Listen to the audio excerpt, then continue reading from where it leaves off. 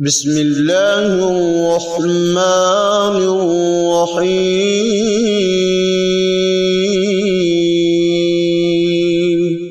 صحیح بخاری حدیث نمبر 4۔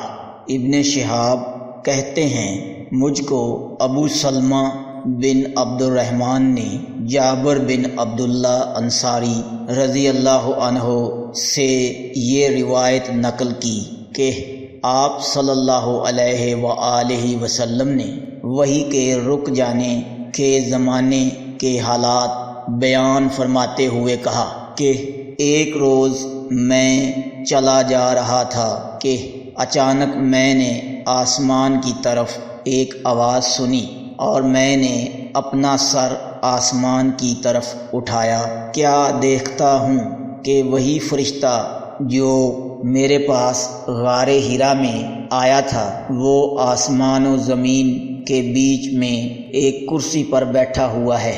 میں اس سے ڈر گیا اور گھر آنے پر میں نے پھر کمبل اوڑھنے کی خواہش ظاہر کی۔ اس وقت اللہ پاک کی طرف سے یہ آیات نازل ہوئیں، اے لحاف اوڑھ کر لیٹنے والے، اٹھ کھڑا ہو اور لوگوں کو عذاب الہی سے ڈرا اور اپنے رب کی بڑائی بیان کر اور اپنے کپڑوں کو پاک صاف رکھ اور گندگی سے دور رہ۔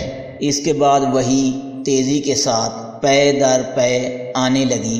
اس حدیث کو یحییٰ بن بکیر کے علاوہ لیث بن سعد سے عبداللہ بن یوسف اور ابو صالح نے بھی روایت کیا ہے، اور عقیل کے علاوہ زہری سے حلال بن رواد نے بھی روایت کیا ہے۔